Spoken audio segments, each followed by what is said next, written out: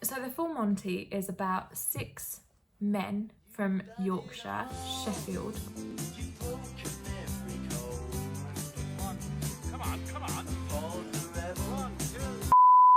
Hello everyone, I hope you're all doing really well.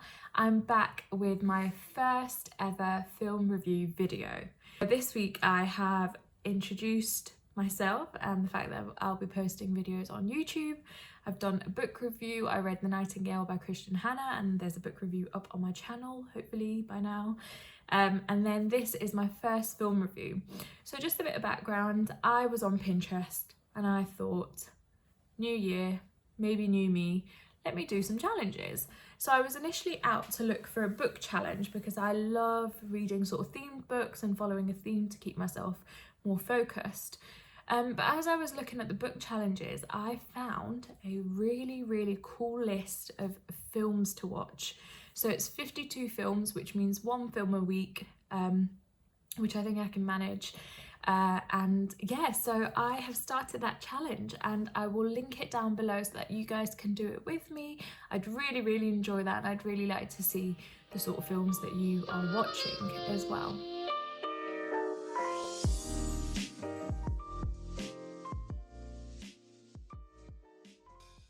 So the movie challenge I've decided to do is by a blog called Hollywood and Wine, and the first film to watch on their list was a film set in your hometown or state. So I am from all over the place. So I was born in Pakistan, in Bahawalpur, but I have lived most of my life in Sheffield. I'm in Leeds now.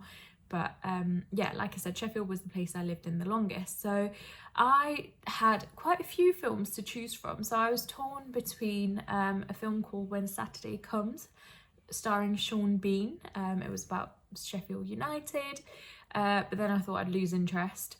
Then I thought about watching Four Lions, but I did watch Four Lions when I was at uni and we had a whole sort of talk about it and did a bit of research into it. So I've already seen that, so I thought I should go for something that I've heard of but I've not seen. So I went for, now drum roll, I could just insert a drum roll but we'll do it with a hand. I decided to watch The Full Monty. I was so excited because I have heard so much about it and I've seen the trailer multiple times, I've read the synopsis, but I've just never got around to watching it, and everyone in my life pretty much has seen it. So I thought, right, this is the perfect film for me. And do you know what? It was the perfect film for me because I needed something that was a bit of a pick-me-up, and that film 100% was it. So what I'll do is I'll give you guys a bit of an overview of what the film's about, and I'll go into a bit of a pros and cons. I have never ever done a film review before, so I don't know if this is how everyone does it, but if you do want me to change the format a little bit, I can absolutely do that. I just want to review it, tell you guys what I thought about it, and if any of you haven't seen it, I'd just say go watch it. So let me get into it.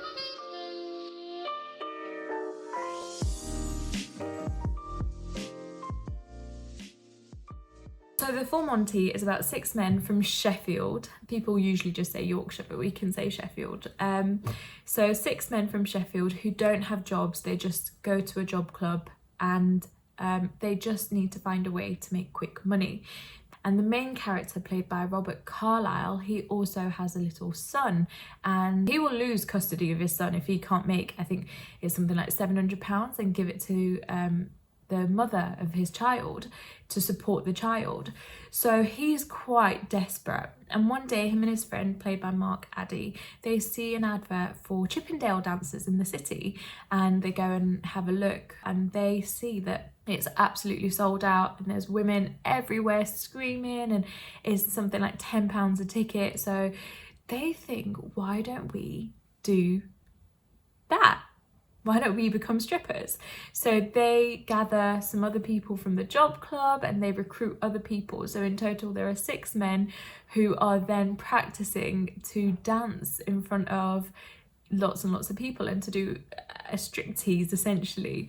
And it's a really interesting and good mix of funny being comedy and also serious drama, because there's the whole sort of emotional stress that this man will lose custody of his child that he loves dearly if he doesn't make this money, but there's also the comedy aspect that he's making this money in such an unconventional way. I love that. I love that it was based in Yorkshire, in Sheffield especially, even though it was in... Oh, one thing though, I for some reason had in my head that this film was based in the 1970s, and I was watching it and I was just making some notes. I was like, and most of my notes are progressive, because I thought it was based in the 1970s, but it's actually filmed in it was released in 1997.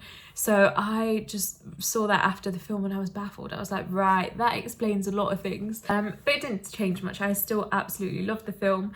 I love that it was based in Sheffield. You see some landmarks, so if you're local or you're familiar with Sheffield, you see Meadowhall. You see lots and lots of hills of Sheffield, because Sheffield, if you guys don't know, is actually made on top of 7 hills. So yeah, you see a lot of that. You see some of the area behind the train station. It looks completely different now. There's lots more high-rise buildings, and there's lots more sort of modern buildings, but back then you see lots of terraced houses, and you really get a sense of Sheffield, and I think it was beautiful. Part of the filming was also done where I went to school. The actual job club was a building maybe 10 minutes away from my school, 10-15 minutes walk away, so it was really beautiful to see Sheffield, even though I don't think I was there in 1997, but it was great to see. So they were the pros that I thought. So I thought that the fact that it was based in Yorkshire and then Sheffield was really great to see for me, and then the fact that it was a lovely mix of drama and comedy was really good, and I think the story as a whole was really fun. It didn't ever get too heavy, so that was something that I really appreciated. So one of the cons was the ending. It just ended. It just ended. I thought there'd be at least something to summarise it, or, you know, some characters maybe reconciling or something going on, but it just ended. And I just sat there like just watching the names scroll up, thinking, okay, they're gonna have an end scene now where they just slot something in, but nothing. So that was one of the cons for me. I think the ending was beautiful, but I think there should have been maybe another 2-3 scenes after it to just tie things together. And then the other con for me, now this one, hear me out, it really bugged me. Based on the other dancers who came, they charged £10 per ticket for the women to come and see them. And they said they got about 400 women. So 400 times 10 is 4,000. So that means they made £4,000, right? Now, when these guys are selling their tickets, etc., they get around 400 people as well.